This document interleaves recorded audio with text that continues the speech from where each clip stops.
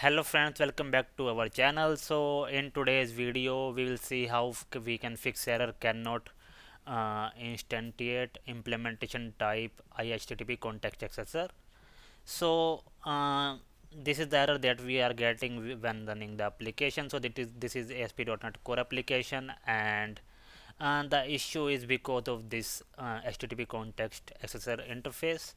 So the issue here guys is you have to map the um, accessor with the HTTP context accessor class, so you cannot map this with the single class. So we will just um, add the one here, and then you have to also add the main class also here, and then what you can do is you can try to run the application.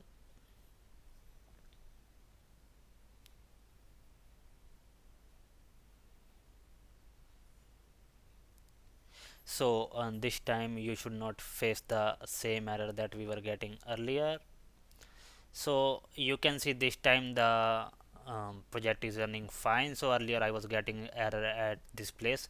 So this is how you can fix the issue. You have to add and map both of these classes and interface in the startup.cs or program.cs file, and then it will work fine. So thank you guys.